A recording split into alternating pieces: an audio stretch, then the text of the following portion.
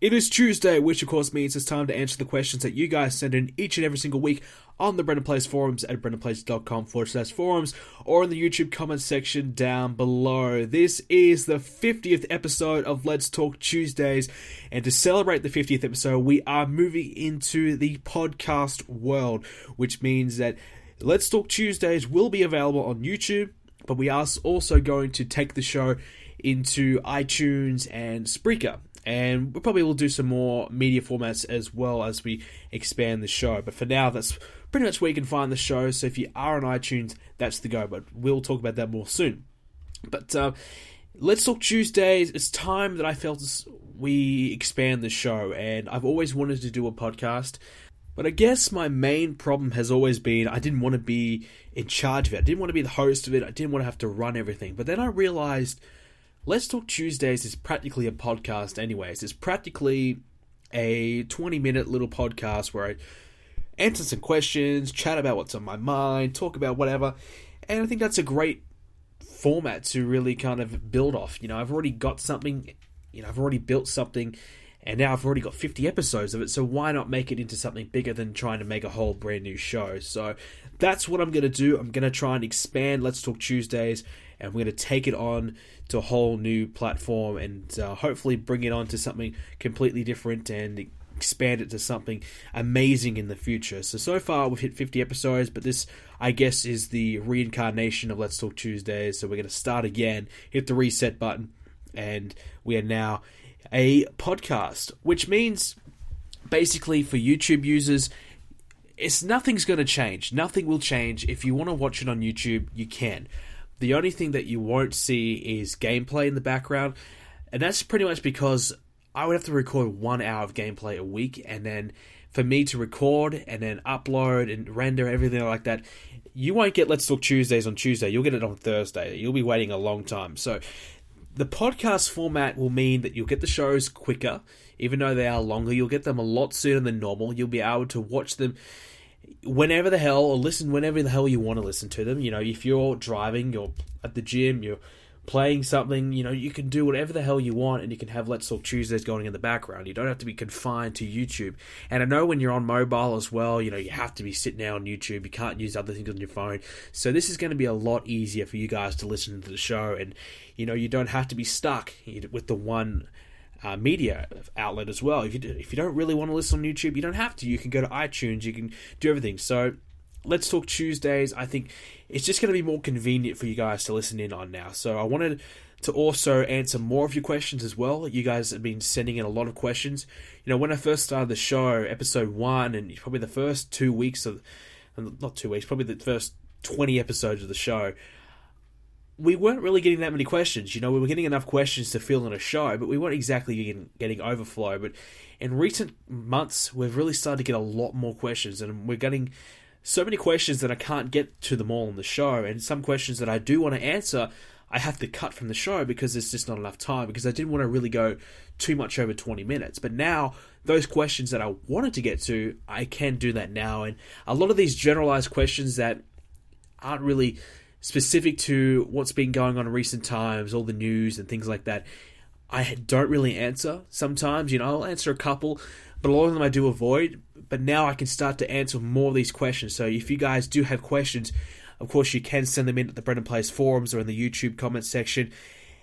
This is a really good way now a really good time to get involved, because you will get your questions answered more likely than not. If it's a good question and hasn't been answered in recent times, you will get it answered in future shows. So if you are a fan of the show, I think you will like the change, and I think everyone should be feeling pretty happy about it. I mean, some people were telling me, don't change it, but I think they were kind of confused in the point where they thought it would be only on iTunes. They thought it would be only, only in the podcast, it wouldn't be on YouTube. And some people are getting confused, do they have to pay for the podcast? No, it's completely free. Every podcast on iTunes is free. And wherever this podcast is being uploaded, it will be free. I'm not charging anything. I'm not making any money of this. Nothing like that.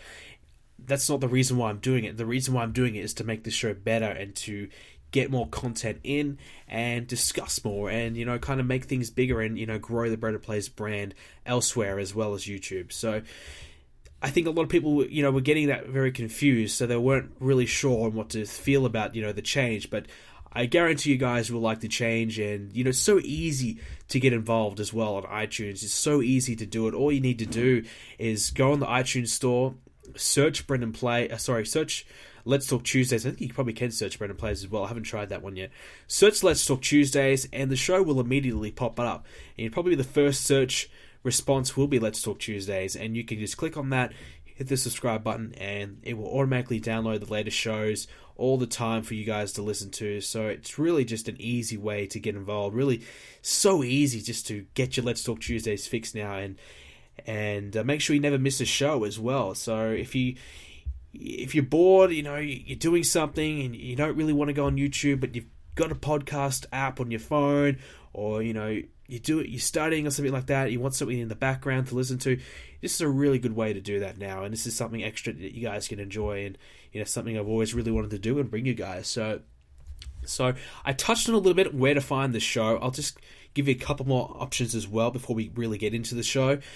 So if you go on BrendenPlayz.com and click on the Let's Talk Tuesdays page, you can go and find links to download the show directly from Spreaker. Also, if you go to Spreaker, all these links will be in the description of the video and of the episode. If you go to Spreaker, you can also download and listen to the shows there as well. So if you want to listen to it on your computer and you don't want to download it, you can just play it through Spreaker, and you can do that on the website as well. If you go on the Let's Talk Tuesday page, there will be a play button, and you can automatically play all the shows, but it will have the latest show lined up for you, ready to go. So that's another really easy way to do that, and it's also a way to kind of get the website involved again, which is something I've always wanted to kind of do a little bit more, get the website going a little bit more, and I think this is a good way to do that as well. So, yeah, you guys can go to the website, and you can listen to it all, download it all there, and play it all. And if you are a little bit unsure, I did put a little a post on my website today on where to go on iTunes, how to kind of navigate it around, and what you need to do to find the show. So that's all up on there, and you guys can go to the website to check that one out. So if you have any more questions about where to go to find the show, make sure you leave a comment, and hit me up on Twitter at BrendenPlayz if you are unsure, and I will guide you in the right direction. So speaking of Twitter, almost at 1,000 followers. I think we're only a couple away now, so would appreciate it if you haven't already followed me on Twitter to do so and help me get to 1,000 followers. It's been a long journey to get to 1,000, and I really want to hit the 1,000 mark because I've been a little disappointed. My Twitter count is pretty sad, pretty depressing compared to my YouTube numbers, so I really want to kind of get the Twitter going a little bit more. I do tweet quite a lot. I do tweet here and there through Raw, and most of the time through Raws and WWE shows, through pay-per-views and things like that. I'm also on my forum chatting about it on there, but I will send the odd tweet here and there about it. And I guess the Twitter and the Facebook page as well is just an easy way to kind of make sure you never miss a video, because I do know YouTube sub boxes aren't exactly brilliant nowadays, and you will miss some videos here and there. So if you are on Twitter, on Facebook, on the forums and the website as well, you will never miss a video. You'll make sure you always stay up to date with everything that I'm doing, and that's pretty much what I use the Twitter for, is to keep you informed of what's going on, give you some sneak peeks of what to expect in some future Universe Mode episodes, show you some things that I'm working on, things like that. It's a bit of a behind the scenes look of what I'm doing, and there's a lot of exciting things coming up for the BrendenPlayz channel, so it's always a good place to go on and take a look at what I'm doing. So I guess that's pretty much covered everything to do with the new podcast format. I did want to spend a little bit of time on discussing that before we really start to get into anything. But like I said, if you guys have any questions, please feel free to hit me up and let me know, and I will be sure to guide you in the right direction. I do want to kind of make these shows, I think these shows might go from 45 minutes to an hour every week. That's probably my goal right now. I don't want to make it super long. I don't want it to be 2 hours every week, because that would be incredibly jading on me. But I think an hour every week would probably do it justice. I think that might even be too much. I don't know. I don't know if some weeks will certainly vary depending on how much content has been happening and what's been going on in wrestling. And, the bulk in, what kind of questions are being asked. If there's a question that I can really get into for, a good 5-10 minutes, then obviously the show's going to go for longer. But there's some questions that are pretty general, pretty yes, no, we probably won't see that long of a show. So I think the show lengths will definitely vary from week to week. So if you are wondering how long can you expect the shows to be every week, I would say 45 minutes to an hour is my educated guess. But who knows? This show could go for an hour and a half. I have no idea what's going to happen yet. But, alright, so with that being said, I think we'll start the Raw discussion. So what I'm going to do is I'm just going to discuss Raw. I'm going to give a little bit of a rundown of what I thought on the show. And I'm also going to move on to Extreme Rules as well. Give my predictions on all the matches. And then I'm going to talk for a little bit, and then we'll get into your fan questions later on in the episode. I also have a segment that I'm going to do today as well, and you'll see that after I start to dive into the Extreme Rules and Raw discussion. So after that, we'll get into that segment. So I've got a few things planned for the podcast, and obviously as things grow, you expect to see more from me. So, okay, Monday Night Raw. So, Monday Night Raw this week, I did enjoy this show. I really enjoyed Randy Orton's part on the show. The fact that he was basically just going to RKO anyone, didn't give a crap about anybody, was coming after everyone in his way to try and get his way to Seth Rollins. And the finish of the show, leaving Randy Orton and Seth Rollins in the ring at the same time, I thought that was fantastic. I really enjoyed that. Obviously, Seth Rollins, oh my God, he had 1,000 segments tonight. He was on everything. Every second segment was Seth Rollins, Kane, Triple H. As those guys are certainly exposed tonight. They really got a lot of TV time. But I did enjoy the Kane and Seth Rollins promo with Triple H in the ring as well. I thought that was really, really good. Kane was going nuts. Seth Rollins was going nuts. That was really cool. I really loved that. Probably one of my favorite parts of the show, to be honest with you. I was going, wow, okay. Kane was going off. And, it was really heated. And you can tell that it was just, really, really, really good stuff. I don't know. I can't really put my finger on it, but I just really enjoyed that. I just loved that. And it was good to see that passion from Kane as well. I mean, the guy's been around for 25 years. Been around forever, but he still has that passion to deliver a promo like that and to pull off a really good segment like that. It's really good to see. And I think his role at the moment with this little rivalry with Seth Rollins is pretty good. Will it lead to a Kane and Seth Rollins match? I would say so. I probably would say it might happen at Payback. And to be honest, I'm not a big fan of seeing Kane versus Seth Rollins for the title.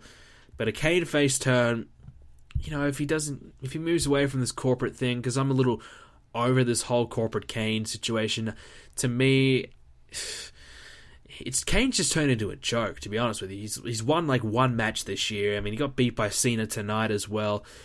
And, by the way, he did look okay against Cena. I mean, it was a close match, supposedly, hit the choke slam. It wasn't a squash match, so I can't really complain there. So I did like that, how they had put Kane and Cena against each other. I didn't mind that. But certainly Kane and Rollins, the way they built the rivalry up at the moment, I would definitely be interested in seeing it. Obviously, we know Seth Rollins is obviously going to win, but yeah, at the moment, if they can keep this rivalry going and keep the intensity like they've got going tonight on Raw, then maybe I will be more invested in the match, because let's be honest, a Kane feud in 2015 is not exactly very exciting. I mean, look at Kane last year against Daniel Bryan. That was a stinker. That was, just try and forget about it. I did not care for that at all. So if they can actually make a Kane feud quite interesting, then maybe I will buy into it. But at the moment, knowing Kane, it's pretty hard to do it. Pretty hard to do nowadays. But look, that was probably the highlight of the show was Kane, Seth Rollins, and Randy Orton. They were the better superstars of the show for me. None of the matches really stuck out to me. We had the New Day. They beat the Lucha Dragons by countouts. I mean, we had Xavier Woods holding on to, might have been, was it Kalisto's legs? Maybe Sin Cara. I can't remember, one of the two. They had the New Day become the new number one contenders for the tag titles. And that, to me, unless they are turning these guys heel, that's just not a good thing at all. That's just, the crowd is absolutely shitting on them every single week. It's just embarrassing to see the New Day at the moment. But I understand why they had the New Day win. I guess they want to kind of have a bit of a slow build up towards the Lucha Dragons. Obviously, the Lucha Dragons are realistically, they're now one of the top tag teams just like that, because the tag team division is so poor that as soon as they step in the ring, as soon as they debuted, they became the one of the top tag teams. That's just how it is. But I suppose, you want to wait and let these guys have a couple of months of build-up, have a couple of months where they get some victories over some tag teams, you slowly build them up, and then you use them to face Cesaro and Kid, and then you have a long tag team program with them. Now that the Usos are out as well, so you don't have the Usos to use, so really you just have the Lucha Dragons and Cesaro and Kid. So I suppose a bit of a filler rivalry with the New Day. It is on the kickoff show, so who really cares? I think we all know Cesaro and Kid are going to win anyways, and I would have the New Day turn heel. It's got to be done. They do suck. The New Day is horrible, but if they turned them heel and made them, beat the crap out of everyone and made them serious and actually made them a credible team instead of these dancing buffoons coming out and clapping along to the chant that says they suck. Xavier Woods is encouraging to basically say that they suck by doing the clapping and everything like that. I think they're just going along with the punches. So if they actually put some time and effort into these guys and start to try and build them up to something, as a top heel tag team, I think they could be decent. I mean, we have Kofi Kingston and Big E in there, who I do like. I'm not the biggest fan of them, but I think they're pretty good. So they could be something. Xavier Woods being the mouthpiece wouldn't be too bad. When they did have these guys come out before they became the New Day, remember that time they came out? Remember the time. We aren't supposed to remember this happening, but they did come out. And I can't exactly remember what Xavier Woods was talking about, but, he was trying to, I can't remember, but, you know what I mean. He came out and, they're all serious, all dressed up, we thought, oh, wow, okay, here we go. Kofi Woods and Big E coming out. This is going to be awesome. And then we never saw it happen again. So it's just like, what? What is going on? And then they came back as these, the New Day. So go figure. So I guess the WWE just didn't really want these guys to succeed. The New Day, obviously, they were always destined to fail. I put them in the Adam Rose and the Santino category. Santino was successful, but Adam Rose category, where this was always just destined to fail. This could never work. It just was always going to fail. Same with the Ascension. That was always going to fail. So they're just making these gimmicks and just trying to make these gimmicks and make these guys into something that's always going to fail. I don't know why they even bother doing these types of things, Do they just want to have more guys that just, waste TV time? It's just the New Day was always going to fail. And they had a 1 week run, pretty much. I wouldn't even give it that. Their first night, they just stunk the joint out. It was embarrassing. They sucked. And they do suck. So they are now on the BPZ shit list, which someone, by the way, wanted me to mention as well, who is on my shit list at the moment, and that is, it's always going to be Adam Rose until he does get fired, which I think is going to happen. I think he's on his way out. He sucks. I think it's just Adam Rose and probably the New Day now. I think they are the turn off my TV kind of guys. Is there really anybody else? I don't know. I think the Big Show is getting close to being on my shit list because he's just frustrating me.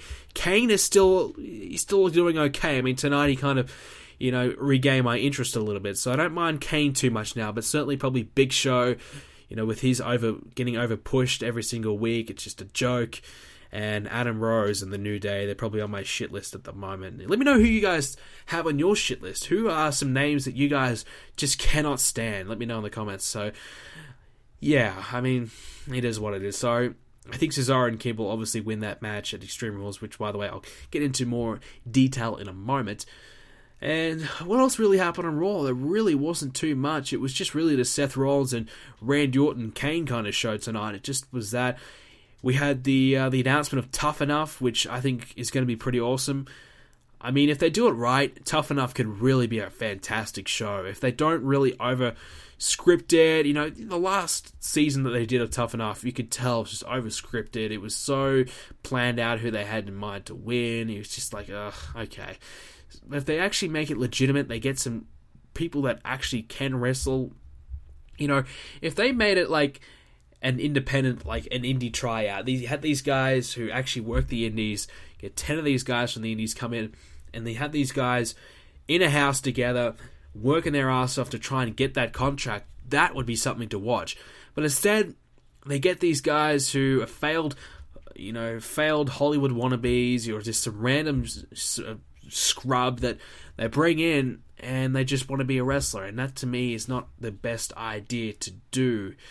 I'd rather see them get guys that actually are experienced, get guys that can actually work, and bring them in and have this type of competition, this type of reality show, because that could obviously springboard their careers. Even if they don't make it, they obviously have themselves a brand to work off elsewhere, so it could really just do a lot of good for everyone involved. But, we had the last Tough Enough. What has happened in that last class? The only person that's actually, succeeded in it was Cameron, and she was probably the worst in the whole show. So the guy who actually won it, we haven't heard from him, and everyone else in it, we haven't heard from them. So it's just not good. I mean, I think one of the girls in it is on Lucha Underground, and she's actually really good, by the way. So that class of Tough Enough wasn't exactly too much to be proud of, but certainly on the male side of things, that was pretty bad. So Tough Enough, if they can actually make it a legitimate show, I think it'll be really exciting to watch. And I think that's one of the shows that I've really wanted them to bring back a lot. Ever since they announced the network, Tough Enough was probably the one show that I've really wanted to see back, and I'm glad it's coming back. I don't know who's going to be the host. No Stone Cold this year. I think that's going to be a big loss. I think Stone Cold was really good, last season, and I really enjoyed his kind of intensity in the show, and he kind of, certainly at the end, when he was going to kick people off, it was really, really, really entertaining. So I think Stone Cold really fit the host of the show really well. I don't know who they could bring in to replace that. I heard there was a rumbling that Jericho was going to do it. I don't know if that's going to be true. I doubt that. I don't think Jericho is going to do it. But I don't know who they'd bring in for that. I don't know. I mean, you kind of want like a tough guy, a hard-ass kind of guy like Stone Cold to do it. And, also be quite popular as well. So I don't know who they could really bring in. So, I don't know who they're going to bring in as trainers again. I mean, I did like Booker T on it. I mean, when he was on it, I didn't mind that. Obviously, Bill DeMott won't be on the show. Trish, I don't know what she's doing. So, I think we might see a whole new cast of people on the show this time. So, I don't think we're going to see any people return. So, that might be a bit of a shame. I wouldn't mind if seeing Stone Cold at least do a cameo. I mean, how they bring in someone for a day. Stone Cold come in for a day, at least appear at some point. Since he is a Tough Enough alumni kind of deal that they kept mentioning on Raw tonight. So, yeah, I don't know who they're going to bring in for the host, but hopefully they do a good job. And that's pretty much about it for Raw. There really wasn't a lot to talk about, not a lot to come out of Raw. It was the go-home show for Extreme Rules. And Extreme Rules, when I look at the card, I actually think it's going to be a pretty good show. Looking at the card right now, there's not a lot of matches that I don't think are going to be too shitty. Probably the one match, in my opinion, that is going to suck and going to stink the joint up is probably Big Show and Roman Reigns. And I'm a big Roman Reigns fan, so that's going to be disappointing to see him in the Big Show. He kind of stink it up, because we've seen this match 1,000 times. So to see it again, yeah, I'm not keen for that. And we don't know if Daniel Bryan versus Bad News Barrett's even going to happen at this point. There's a lot of talk that it won't happen, that Daniel Bryan's health has deteriorated again, and he could be out of action for a while, and they might have to strip him of that Intercontinental Championship, so I'm hoping that won't happen. And I guess that will make his whole WrestleMania win kind of pointless again. So Daniel Bryan having no luck, and I don't know who they would bring in to be IC champion. I don't want Bad News Barrett to be the champion again, so I think Sheamus and Dolph Ziggler should, I think one of those guys should be the champion at this point. And probably Sheamus, I think him being IC champion with his new heel gimmick, have him have a bit of a dominant run for a while would certainly suit. And you'd have Dolph Ziggler, Dean Ambrose, those kind of guys fighting for him for the championship. I think that would be pretty good to see, and that would probably be the last chance for Sheamus, in my opinion. I think this is, we'll talk about Sheamus probably more as the show goes on, but certainly with Sheamus, this new heel turn, this new look, this new gimmick, I think could be one of his last chances, to really succeed, because he's been around for 7 years or something like that now, and, he's been over-pushed. He's never really gotten too over. For a while there, he was doing pretty well, but he's really fallen down the card a lot lately, and he's struggling a little bit. So, to me, I think Sheamus, this could be one of his last chances to impress in this gimmick. But Now we're on to Extreme Rules, obviously, so we'll start getting into the show. Obviously, we pretty much touched on Cesaro and New Day, Cesaro and Kid and New Day, so I think Cesaro and Kid, they're going to retain.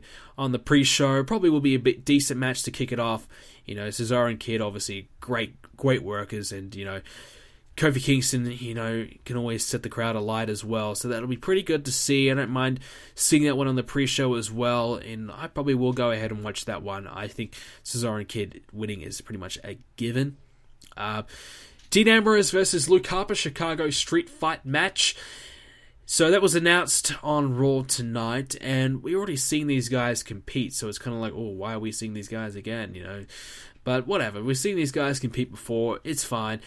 Chicago Street Fight, one of the questions that I got this week was, what do you think about Extreme Rules not having any Extreme Rules matches? And that's a good point. I think they're kind of moving away from actually having a quote-unquote Extreme Rules match, and they're just using all these different gimmicks to fit the Extreme Rules, kind of brand, So, Chicago Street Fight, Last Man Standing, a Russian chain match, you know what I'm talking about, steel cage match, rather than just having Randy Orton versus Seth Rollins Extreme Rules match, and they're not having that anymore. So I don't know how to feel about that. I guess Extreme Rules matches is pretty much just a no holds barred, a no DQ match, anyways. So I don't really mind. I mean, a lot of these matches are exactly the same, but just a different name on it, so it doesn't really matter, anyways. I mean, Chicago Street Fight is exactly the same as like a Falls Count Anywhere match or whatever, no holds barred match, let's be real. So they're pretty much all the same anyway, so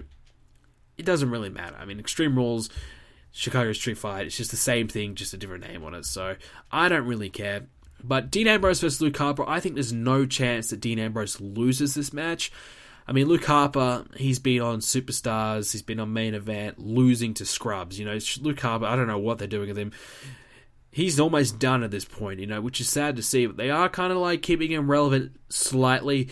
They're just keeping him, his head is just above water at this point. He's just hanging in there. But I tell you what, he's struggling. So Dean Ambrose, for me, he needs to win this match. And, if the rumors are that he's probably going to get a big push heading in towards the summer, if that is the case, then obviously you need Dean Ambrose to win. And I would definitely have him win over Harper. Beat Harper up, get him a big victory, and move him on to... I don't know who you'd move on to. Like I said, if Sheamus does win that IC title, obviously Dean Ambrose and Sheamus would be a good match to see, so maybe that's an option for Ambrose going into the future. I don't know, but definitely Ambrose winning that one. Nikki Bella versus Naomi for the Divas Championship. Obviously, Paige is now out of action, going to film the movie, the Santa's Little Helper movie with The Miz. Jesus Christ, that's bad. But she's going to do that, so they've had Naomi come in instead to replace her. So I don't know. I like I said, I mean, this is a heel versus heel match, and they kind of tried to portray Nikki Bella tonight as a bit of a babyface. I mean, they really kind of did. I don't know if you guys noticed that, but she got a bit of a reaction, and they were smiling and they kind of waving to the fans a little bit, kind of a bit babyface-like tonight, and it's just like, oh, okay. So I don't know if they're planning on turning Nikki again. I don't think so. I hope not. I think they are better heels, but certainly a heel versus heel Divas match. I think Nikki will probably be the babyface in the match anyways. So this is probably a very interesting one. This one could definitely go either way. Personally, I think Nikki should retain. I do like Nikki as the champion, and I think you need to build Naomi up a little bit more rather than just a 2-week build and then have her drop the title to it just like that. I think that's kind of pointless. So I would have probably Nikki cheat to win or something like that, or Naomi gets herself disqualified. Maybe have Naomi have Nikki in the corner and she breaks the 5 count and she just keeps attacking Nikki over and over and over. And, I guess that could have Nikki turn if you want to do that, or it can just have Naomi look very dominant and beats the hell out of Nikki, so Nikki wants a rematch, but Naomi doesn't win the title. So you have Naomi look really good, you have her beat Nikki up, and you go, wow, okay, Naomi's now legitimate heel. You kind of look at Naomi as a legitimate threat to the championship, because she just had she lost a battle royal, she got angry, and then she beat Brie tonight, I think. Yeah, she did. So it's just kind of like, oh, okay, what's going on? So Naomi, I think a rush push So, in my opinion, I wouldn't have her win yet. I would have her win at Payback, like I said. So, I would wait a little bit, have Nikki win by DQ, then at Payback, you do the championship change, and then you have Naomi, who's been built up enough to be a legitimate champion, and when she does win, it will mean a lot more because you'll see her as a dominant champion and not just someone who's like, oh well, she had a 2-week push and now she's champion. It's kind of like, ugh. So if they build her up properly enough, I think that will definitely work, and that's what I want to see. Moving on, so Roman Reigns versus Big Show, last man standing match. I touched on it a little bit before. This match, I think, will probably be the worst match of the show. Like I said, it's just the Big Show, Roman Reigns for the 1,000th time again. And I really don't want to see this one. I just don't want to see this match at all. Like, we've seen it so many times, whether it be tag team matches, singles matches. We've seen these guys compete so many times for a while there. Every second week was Roman Reigns versus the Big Show. We get it. We get that Roman Reigns can beat a 450-pound giant. We've seen it do it 1,000 times. It's just over and over and over again. We don't need to see it again. A last man standing match. The gimmick does fit the match. Can you keep the giant down for 10 seconds? It's impossible.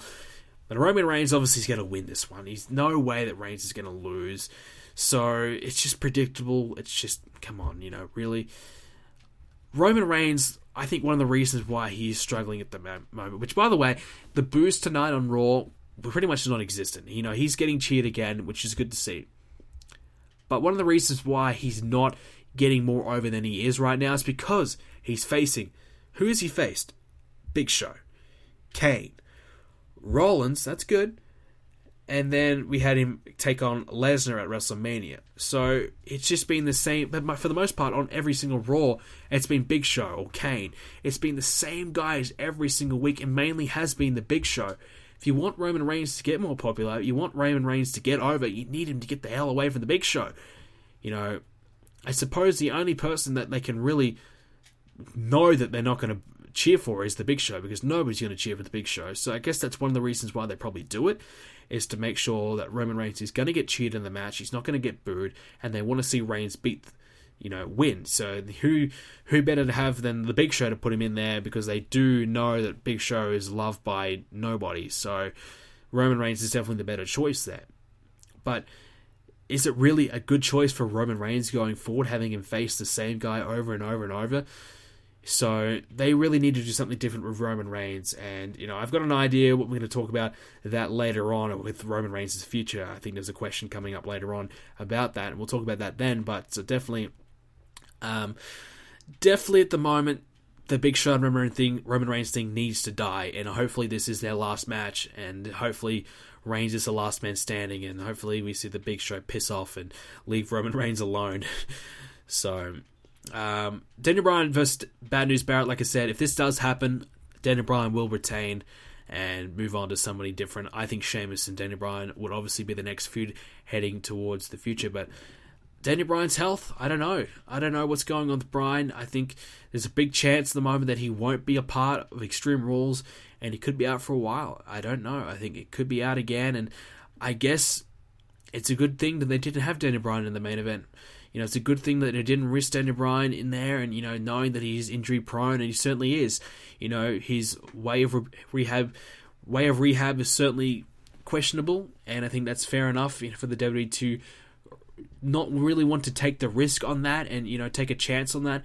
And a lot of people were shitting on that, but I guess in the end, now that Bryan is out injured again, if you had Bryan win at WrestleMania again, well then look, we'd have to vacate the championship again, and here we would be deja vu from last year. So it's just a bad situation at the moment. It really is, and I feel bad for Bryan. He's obviously trying his heart out and doing everything he can to try and get back in the ring. But I think this whole type of rehab that he's supposedly doing is obviously not working. So he needs to kind of change the way he's gonna fix his body and probably take some more time off. And I don't know, will he ever be able to come back in the ring full time again and injury free? I don't know. So he's still relatively young. He's still got plenty of years left in the tank. It's just a shame to see that he's at the top of his game. He's over as hell, but he's unable to really capitalize on that momentum. Ever since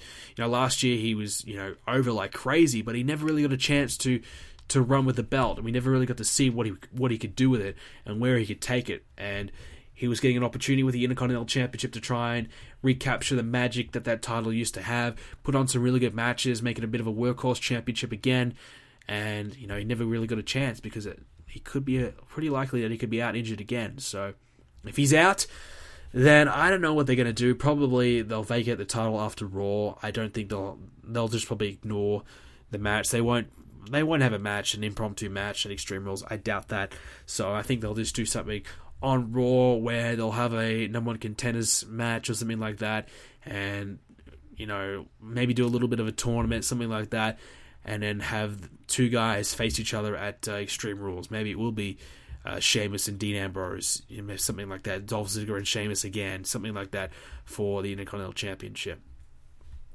Couple of matches left. We have John Cena versus Rusev in a Russian chain match for the US Championship. Obviously, Cena defending the championship every single week. I do like that. I think that's good to see. I think it's good to see Cena defending the title every week, really putting a lot more emphasis and some spotlight on the championship, and some rumors that he'll be changing the title design as well. So it's pretty clear he's going to hold this championship for a while.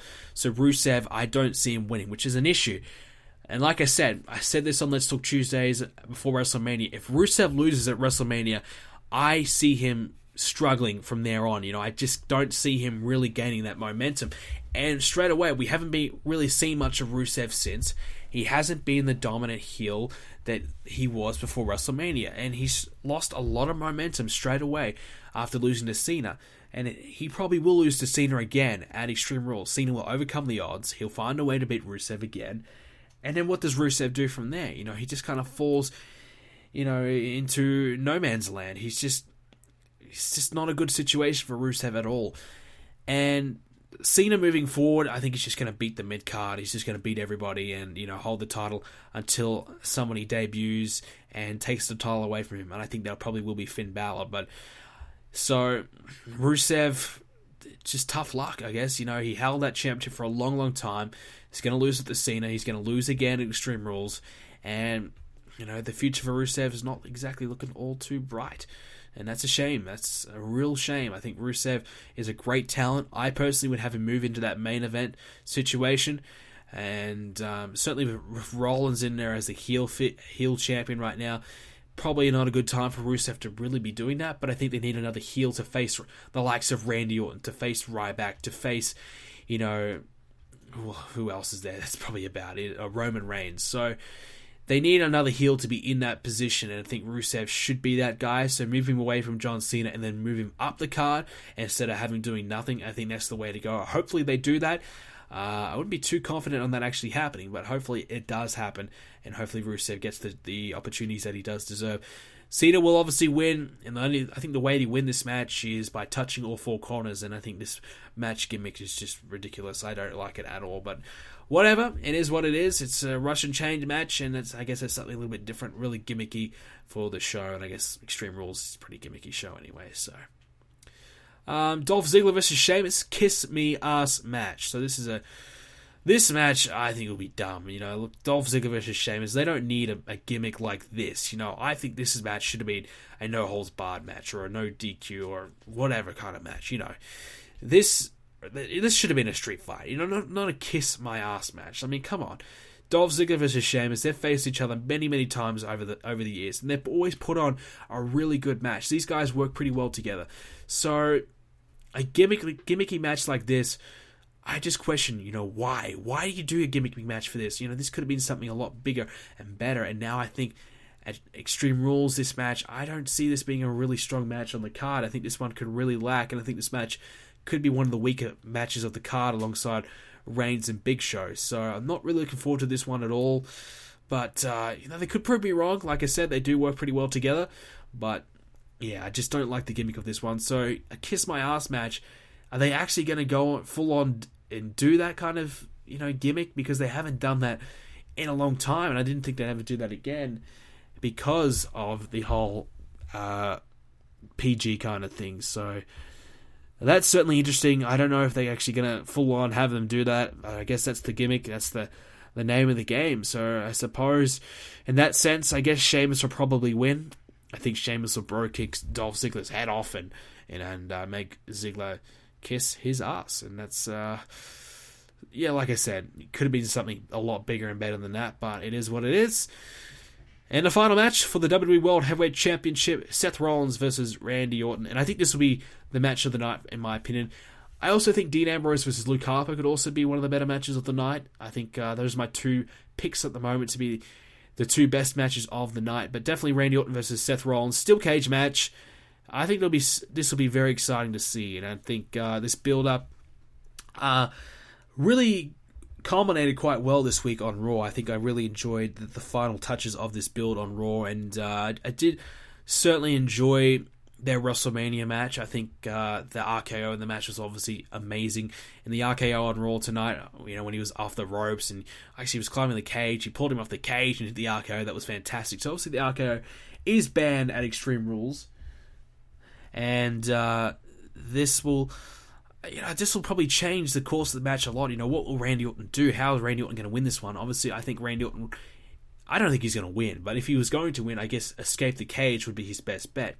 And Seth Rollins no longer has the curb stomp either, and I'll talk about that more soon, which is a joke. So Seth Rollins will need to probably bring out a new finisher or do that move that he does off the top rope. So yeah, a lot of different elements in this one. A lot of things are banned. Steel cage has been watered down a lot in recent years, and ever since the PG, it's just Steel cage is not a very exciting match anymore. Nobody really gets excited for it anymore, and that's disappointing to see. But definitely, this match could be one of the better ones on the show.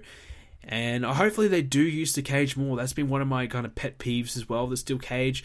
And with the Hell in a Cell match as well, they never use the cage. They just kind of have it there. They might go to it once in the match. They're not throwing each other in the cage anymore. Not grinding each other's faces off through the cage. They're not really using the cage at all. And that's really frustrating to see. And, they got to use the cage more.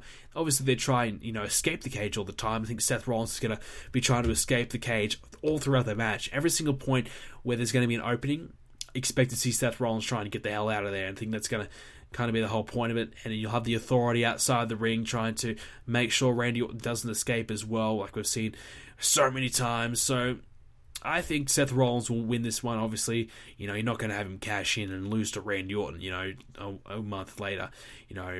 Randy Orton should put Seth Rollins over again. I mean, it didn't happen at WrestleMania. This time, I think it'll happen at Extreme Rules. Randy Orton will put Seth Rollins over and help kind of allow Seth Rollins to move on to big things as the champion. I think Rollins is going to hold the title for a while now, and I think that's the way to go at this point. I think Seth Rollins is getting legitimate heat, looking really, really good as a champion. He's getting lots of boos, getting a reaction. He's doing pretty well on the mic. I've been pretty critical of his mic skills, but they are getting a lot better. I'm enjoying a lot more of his segments, and he's certainly getting a lot of TV time as well. So Seth Rollins is getting very pushed very, very hard, but he certainly is delivering. And in the ring, we all know how good he is. So I think it's been his promo ability that he's needed to work on, and I think it's definitely improving. So Seth Rollins, to me, is becoming, the champion that a lot of people thought he could be, but I didn't really think he could be. But he's really starting to impress me and change my opinion on him rapidly. So I'm looking forward to their match at Extreme Rules. Like I said, Seth Rollins will probably win. I think he'll escape the cage. I think he might, hit a big move on Orton, maybe cheat, something like that, and, scurry his way out of the cage and survive. And Randy Orton might get pissed off, and we might see a rematch at Payback to kind of finish things off. That could happen. You may as well. I mean, where else do you go from, after Randy Orton? Where else does Seth Rollins go from there? I don't know. Really, like I said, there was Roman Reigns and Ryback. Unless you want to throw John Cena in there, there's just really no other top babyface to really face at the moment. So that's a big issue. Where do they go after Randy Orton? I don't know. So I think we'll probably see another match between these two because there is nobody else for him to face. But definitely, I think Seth Rollins will escape the cage, survive one more night as champion, and that's pretty much it for Extreme Rules. So that's my prediction so far. And with that being said, we'll move on to our new segment of the show. So this one is called What is Brendan Playing? So at the moment, I am playing Dying Light. That is my game at the moment. Also playing Battlefield Hardline, but at the moment, more specifically, I'm trying to finish Dying Light. I just finished the game this week, and I've been playing this for a while. I recently started playing it with some friends, and I was doing it co-op, and I finished about 75% of the game with them, and then we just couldn't really find the right time. Time zones were an issue, so I went ahead and finished the game off, and I have finished the main story, and I probably have about 10 side quests to go. So at the moment, this game is probably my game of the year, from the best game that I've played so far this year. Really, really good game. It's just fun, it's exciting, it's intense, really gory. It's just a really freaking cool game, man. Like, if you like zombies, you're going to love this game. It's probably one of the best zombie games I've played. And like I said, I've almost finished it now. I'm really trying to get all the trophies on it. If you guys know, I am a trophy hunter, so about 61% of the trophies at this point in time. Probably will take me another week before I finish it off. There's a lot of collectibles and things I've got to do as well. But I'm still just grinding out the side quests at this point in time. And yeah, so when I'm not playing that, I'm currently playing Battlefield Hardline, and you guys know I love that game. I've been showing that off Let's Talk Tuesdays for weeks now. Love Battlefield Hardline. So that's pretty much what I've been playing at the moment. Let me know what you guys have been playing, and let me know what you guys think of Dying Light, and let me know what games you think I should be playing right now. What game am I missing out on? I'm a PS4 guy. I do have the Xbox One, though, and not really PC guy. I played a bit of H1Z1 not too long ago. I do enjoy that, so I do have the odd PC urge here and there, but not very often. But that's currently what I am playing.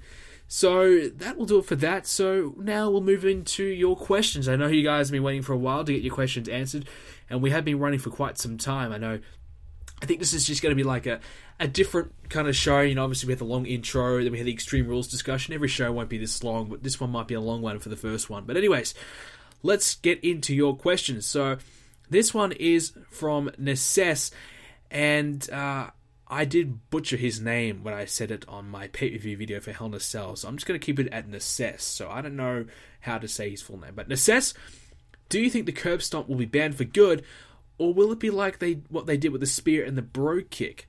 Now, there's some rumblings that the curb stomp is banned, but there's also some talk that they're not banning it, so to say, but they want to stop him from doing it all the time. They want him to use a different finisher, and then big match occasions, they're going to bring out the curb stomp. So if that's the case, I do like the curb stomp. I think it's a great finisher. It's a devastating finisher. It looks great, and it suits Seth Rollins a lot. And I love the power bomb into the curb stomp. I love that sequence. So they're taking that away from Seth Rollins, and I think that could hurt him a lot. I think that's a big move that he does. I think it's one of his most exciting moves in his arsenal. So I think that's a shame that they are going to outlaw that move. And I think he did some kind of facebuster DDT kind of thing on Raw. That really that's so generic. It's so overdone. Everyone does a DDT. It's hard to make a DDT a finisher nowadays because it's been overdone to death. Everyone does it. It's not what it used to be. So any kind of DDT finisher is not going to cut it for me. Obviously, he has the top rope move where he does the spins and corkscrew, whatever. I'm not even going to attempt to describe it. So he does what he does with the top rope and hits that on big match occasions. So I don't mind that. But for your standard Raws, is he just going to do that DDT move as his finisher? If that's the case, that's really disappointing. And I'm not a fan of that at all. So banning the curb stomp is not a good idea. I think it kind of completed the Seth Rollins package, in my opinion, and that's going to really hinder his matches, in my opinion, unless they really give him something better to use. But it's also pretty ridiculous at the same time. They're trying to ban the DDT, the curb stomp, as like a, to protect the wrestlers kind of thing, like they did with the punt kick or whatever. Yes, these guys are probably going headfirst into the mat, but they're probably not meant to, I know Brock Lesnar always does it, but, they're meant to use their hands to stop them from going into the mat, and bounce off it. So if they're screwing it up, they're obviously just doing it wrong. I mean, if you're going to start banning moves like this, soon enough they're going to ban the suplex. they're going to ban everything. All we'll see left is punches and kicks that aren't even hitting each other. So it's just going to be ridiculous. They're watering down wrestling to the point where it's just becoming a joke now. So, where do they draw the line? I understand the pile driver. That is fine. That's going to kill someone. It can break someone's neck, ruin a career. But I can't see the curb stomp exactly ending a career. Yeah, maybe if you hits his head at the wrong point, the wrong spot, it might give him a concussion. I think that's going to be the worst that could possibly happen. And I haven't heard any kind of rumblings that the curb stomp has done that to anybody. I haven't heard anything like that. I didn't even know it was an issue until today when they announced it was going to be banned. So that sucks. That really does suck. And I am disappointed to see the curb stomp go, because it's probably one of my favorite finisher moves right now, and I love seeing Seth Rollins do it. So, like I said, the power bomb into the corner, and then he's walking along on his knees, curb stomp by Seth Rollins. I love that sequence. So to see that now gone is really disappointing, and hopefully they do use it. He does do it at big matches, and hopefully he brings it out at Extreme Rules to kind of end some of the talk about the curb stomp being gone. Dismiss the rumors, I suppose. But like I said, if they want to use it at pay-per-views only, that's fine. But he needs a better secondary finisher to go along with it. This next one comes from MiniEggs Temper. What are your thoughts on TNA talents coming to NXT, such as Bobby Roode and James Storm, before they retire? If so, which wrestlers do you want to see come over? Obviously, probably the Samoa Joe is really the only guy that applies to this question at the moment, with a lot of talk that he'll be coming in. But other TNA guys coming along to NXT, that would assume that TNA is probably going to fold eventually, and I think they probably will. But a lot of these TNA guys that have been around for a long time are now hitting their mid to late 30s, so their time is pretty much up. Any opportunity that they had of coming over to the WWE into NXT is almost over. Samoa Joe is probably a last chance. It's now or never for him. He's 35, 36. It's now or never for Samoa Joe. With these other guys like Bobby Roode at a similar age, it's very unlikely that any of those guys will actually come to NXT. But I would like to see Bobby Roode in the WWE. I do like him. Austin Aries is also a fantastic talent as well. I've never really been a big fan of James Storm. Eric Young, I don't care for him either. Obviously, AJ Styles is not in TNA anymore, but I always thought him being in the WWE would be exciting to see. But there's not a lot of TNA guys that I think that WWE would really want to get. I think Aries would probably be one of the main ones, and Roode definitely, but I think Roode's chance is pretty much over with his age being as what it is right now. So I think Samoa Joe is probably the only guy that I can see coming in that's been a TNA guy. I think, he's really the only realistic chance at this point. Okay, so the next one is from Ramsey Keegan. Do you see Neville possibly participating in, not necessarily winning it though, the Money in the Bank ladder match? Definitely. I think Neville was probably going to be a shoo-in for that match, because he is a perfect fit for that. A high flyer, can do some flashy moves off the rope, off the ladders, off the ropes, you can jump off everything, you know what I mean. He's a perfect fit for that type of match. So I think definitely Neville will be in that match. Winning it, like you said, I don't think he will win that. I think, like I've said, Dean Ambrose is my pick for Money in the Bank, but definitely I think he will have a big part of it. So I think Neville will be that high-flying guy who will, put on a great show. I think that's probably going to be his role in Money in the Bank. Next one's from Samir. Have you been enjoying Battlefield Hardline? I touched on this a little bit before, but like I said, Battlefield Hardline, I think it's a great game. It's really enjoyable. When you compare it to Battlefield 4, though, it's quite limited in what it does offer. Obviously, it has the maps, but it doesn't have the huge weaponry arsenal, that Battlefield 4 does have and what Battlefield games normally do have. So that's a little bit disappointing to see that. It's quite limited in that regard. But, when I've been playing Advanced Warfare, I get bored of it pretty quickly nowadays. And it's just not as enjoyable as, a Battlefield game to me. I've really gone from that COD guy, now I'm more of a Battlefield guy, and I really am enjoying Battlefield Hardline. I didn't play a lot of Battlefield 4. I hated it at launch. It had a really, really bad launch, and I did get into it midway through, towards the end of its lifespan for the year, and I loved it. I really was enjoying it, but like I said, a poor launch really hindered the game, and never really allowed allowed the game to grow and become a popular game because a lot of people moved on from it already. I personally was almost done with it. I said, well, this is crap. I was getting booted out of every single lobby. It was unplayable. It was so glitchy. It was horrible to play. Battlefield Hardline has had a great launch, and there's a few things wrong with the game. Obviously, a lot of overpowered guns like the K10, M16's a little bit, whatever. P90, okay. So there's a few guns that are kind of questionable at this point and make it a little bit difficult to kind of play sometimes. But obviously, when you do get to use those guns yourself, it's a lot of fun. And I rip a lot of shit with the K10. I dominate with that gun, but I hate getting killed against it because it's so hard to beat. So it kind of works both ways. So once they get a patch in, once they start nerfing some of these guns, I think Battlefield Hardline will be one of the better shooters of the year. So, and I think they really do need to release a map pack with some weapons and stuff. A big weapon pack, adding in 2-3 guns per class would really help it.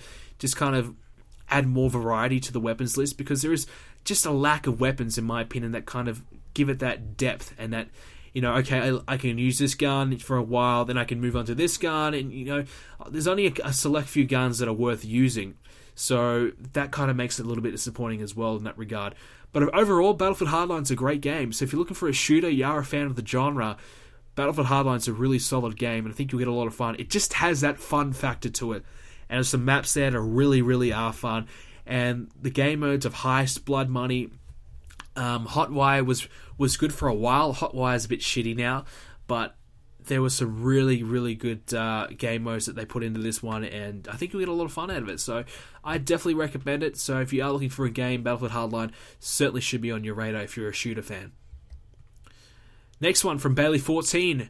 Who do you think Bray Wyatt is calling out? Well, today he kind of dropped some hints. He was talking about, lifting weights and being in the gym and whatever. So that, to me, I thought the whole time he was calling out Roman Reigns. But it still could be Roman Reigns, but maybe it could even be a Ryback. That's kind of a little surprising to say Ryback.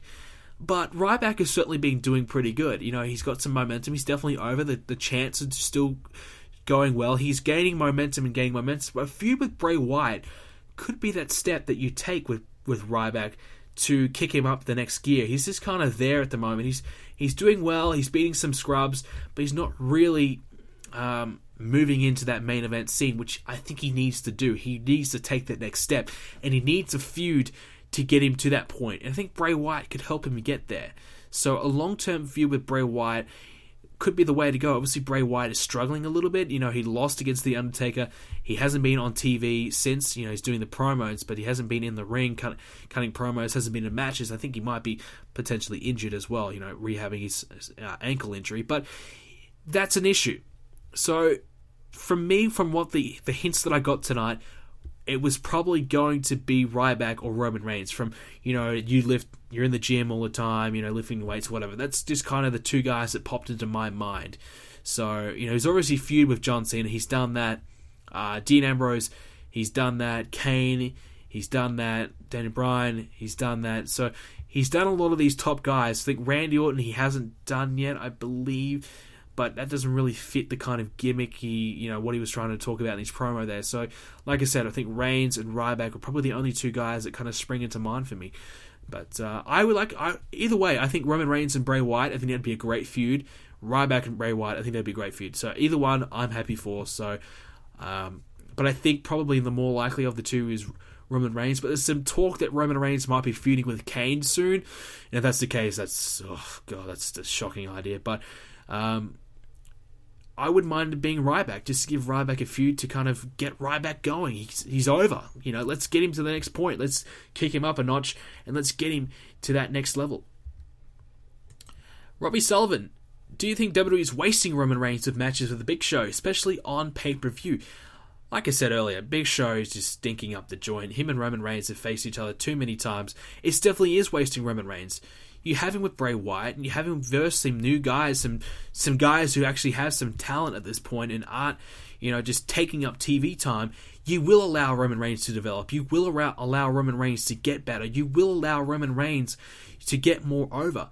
I think they're just kind of being safe. They're playing it safe with a Big Show right now, and they don't need to do that. And if they have Reigns and Kane, that's just playing it safe again, and that's just disappointing. It's just disappointing, and Roman Reigns could do better than that, and he needs to do better than that, because he's just facing the same guys. We've already seen him face Kane just as much as the Big Show recently, so get him away from Kane and Big Show. Get him away from these guys. Get him away from Mark Henry. Get him away from these bigger guys.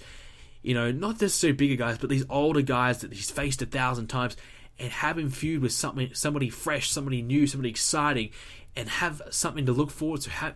Be looking forward to a Roman Reigns match. Be excited for a Roman Reigns match. And a Bray Wyatt feud would certainly do that.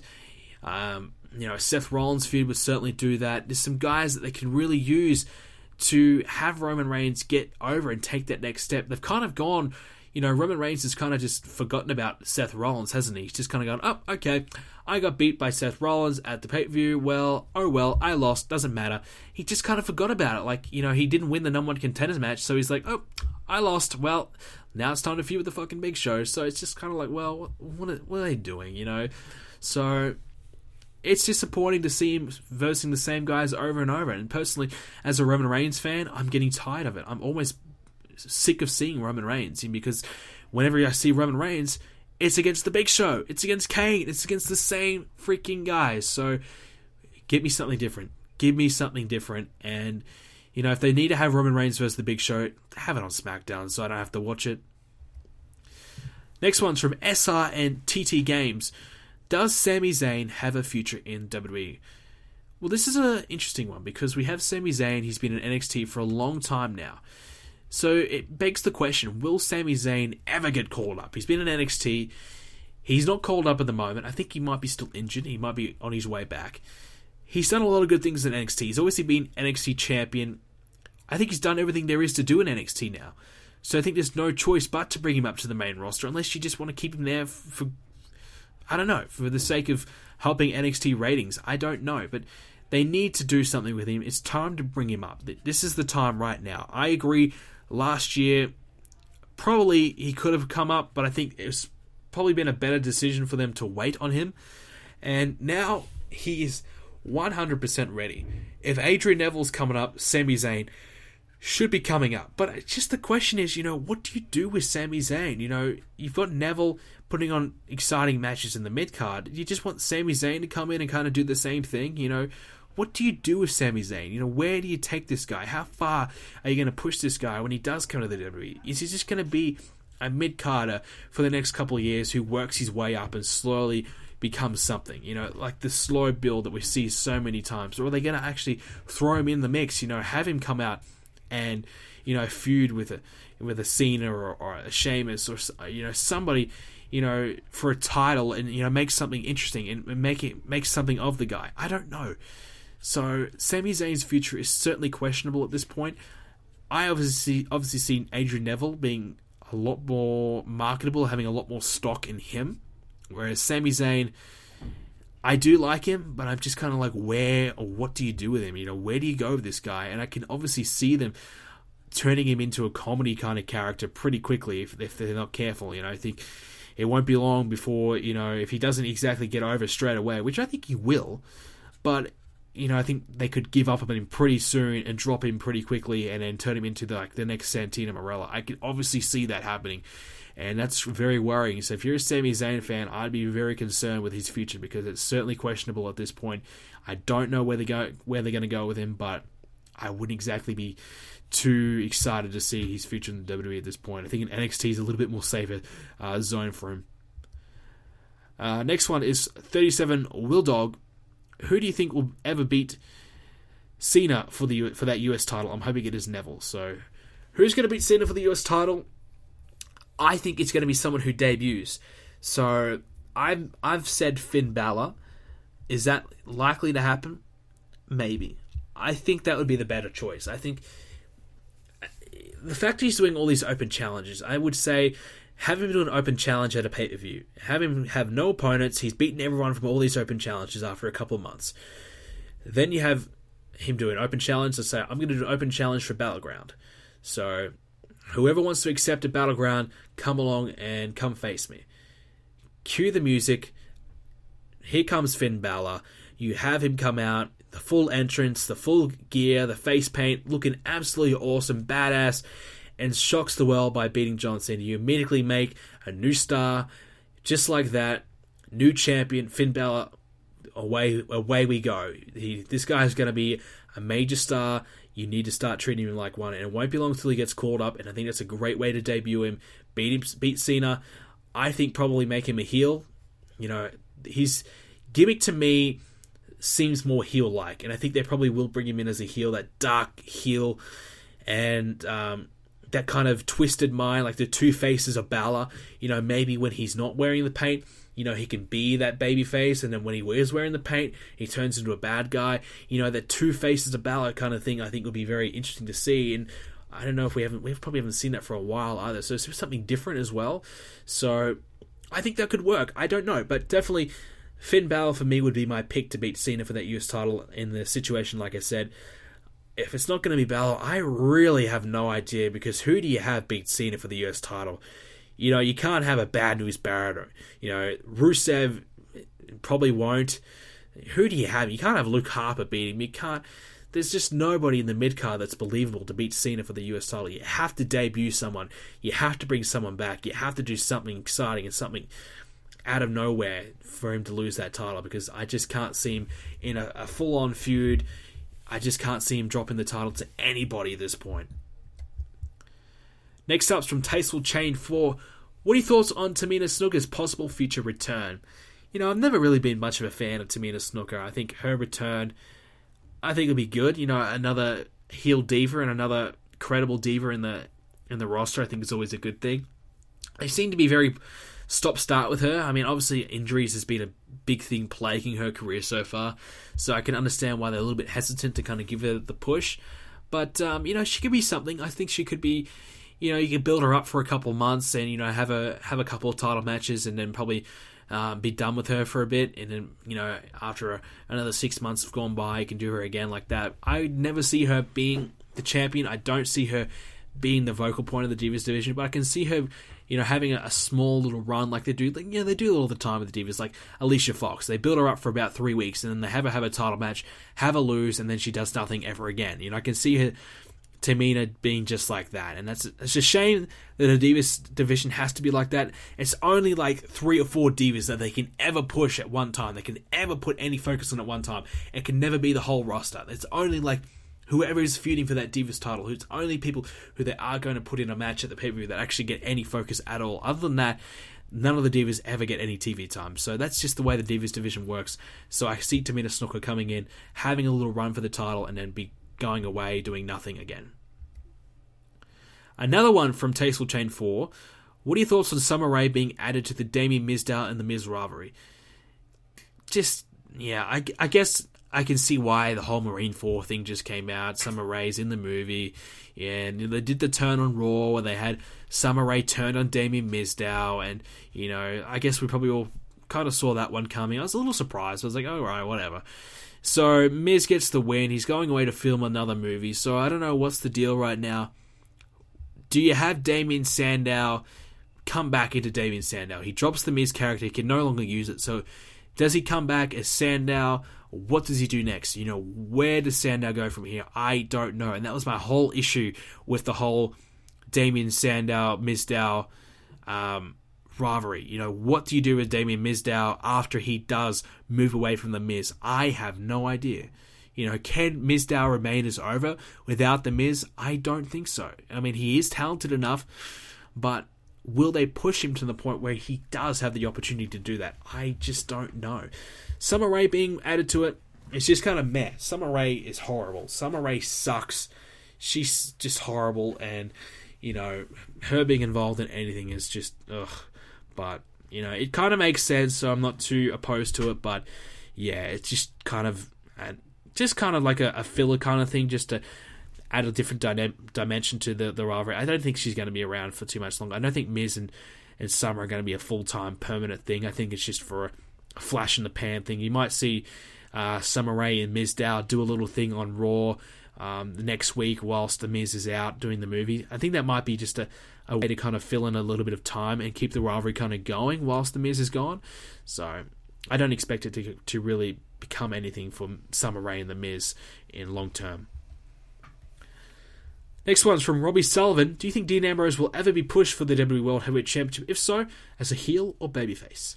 Definitely he will be a world champion at one point. He's got to be. He's that damn good. I love Dean Ambrose. Either or, face or heel, I don't mind. I still think Dean Ambrose is probably going to be a better heel. To be a crazy kind of guy, crazy gimmick, you could do a lot more of that as a heel. So his gimmick to me is more heel-like. So I can see him being more of a heel compared to a babyface, and I think that's the way to go. But definitely either or. I think he might win Money in the Bank as a face, and then he might turn on, somebody and become a heel as a champion. I don't know. I think Dean Ambrose so far as a babyface is doing pretty well, but you probably nearly are at the point where you might be thinking about turning him just to kind of give him something, a new element to his character, because he's just struggling a little bit. He's just kind of floundering around doing nothing at the moment. And he had all this momentum heading towards WrestleMania, and they just didn't really do anything with it. So we'll have to wait and see if they do start to pick up a little bit more steam with him in the future weeks. But definitely face or heel, I think either or. I think Ambrose will be a multi-time champion when it's all said and done. This one's from CM Jemmy Taker. Do you think Seth will turn face anytime soon? I highly doubt Seth is going to turn. I think he's doing so well as a heel, you'd be mad to turn him heel. I think Seth would be a great babyface, don't get me wrong. But to me, you turn someone face or heel when they're starting to slip a little bit. They're starting to lose a bit of steam, and you use the turn to get that momentum back. Seth is doing so well already as a heel, you don't need to take that risk. Why change what is working? The authority gimmick, as Seth is the vocal point, is still working, and he's still doing so well in that role. So you don't need to change anything. You don't need to have him turn. Just keep him doing what he's doing. And I think he will turn at some point, but I don't think it will be this year. I think maybe next year, but certainly whilst he's champion, he'll still be a heel, and it suits his character. He's that chicken shit heel at this point, so keep him doing that. It's working. It's getting over. He's getting good heat, so I wouldn't really change anything like that. I think keep him a heel until maybe this time next year, then I might think about turning him face. And that's it. That's all our questions for today's episode. And that's pretty much going to be it for today's episode of Let's Talk Tuesdays. So I hope you guys did enjoy the new podcast format. It probably went a little bit longer than what I expected, but hey, longer the better, right? So you guys can find me obviously on iTunes by subscribing to Let's Talk Tuesdays on iTunes. I'm available on Spreaker as well, and you can find the links to all these on the website. Make sure you leave your questions for next week's episode in the YouTube comment section below or in the forums, BrendenPlayz.com/forums. Probably the best way to get your question featured is on the forums, because YouTube's comment section is a little bit weird, because the YouTube algorithm at times doesn't show some comments. It picks and chooses some comments and puts them as the number one, and sometimes your comment could be lost in the shuffle. And a lot of people are leaving me questions on other videos other than Let's Talk Tuesdays. Make sure you leave all your questions on the specific Let's Talk Tuesdays video, because I don't go to my Universe Mode videos to get Let's Talk Tuesday questions. I just specifically keep them all on the one video and only choose from that video and only go to my forums and choose it there. Eventually, I might open it up to Twitter as well, make a hashtag, and let you guys send in questions there. But at the moment, it's just strictly the forum and my Let's Talk Tuesdays comment section. So make sure you leave all your questions there so you can get all your questions answered by me. And now that we have a lot more time on the show, there will be a lot more time to get your questions answered as well. So make sure you don't miss out. Make sure you leave me a question. Leave me as many as you like. I'll answer all the good ones. And yeah, so make sure you support the show, spread the word about the show, tell everyone you know that there's a new wrestling podcast, and let all your friends know about Let's Talk Tuesdays, and let them get involved. Tell them to send me a question in, and tell them to listen to the show. If you want to listen into the show, it is available on iTunes. Like I said, you can go onto the podcast app on your mobile device as well and download it there. If you are on Android like myself now, you can listen to the show. I use the app Podcast Addict, And what you need to do is just go on that app and you search for shows and just type in Let's Talk Tuesdays and it will pop up just like it would on iTunes. So basically it picks out all the iTunes podcasts and you can just listen to them all on your Android device. So if you are on Android, don't feel too threatened. You can get your shows that way. So whichever device you got, I've got you covered. Spreaker as well if you want to download the shows directly. So no matter what you're using, you can check it out. Of course, we are always on YouTube. So I do apologize for not doing the gameplay anymore, but I hope you guys understand. I hope all your YouTube users do like the change. Let me know your thoughts and opinions on the podcast. I need to know your feedback, and feel free to leave an iTunes rating as well. That helps a lot, because if you rate the show, that will help have the show be listed higher amongst other podcasts, so more people will get the opportunity to see the show and more eyes will get to view the show. So that's going to do it for today's edition of Let's Talk Tuesday, guys. Thank you so much for checking out the show. Thanks everyone for giving you all your love, and I will see you all next Tuesday.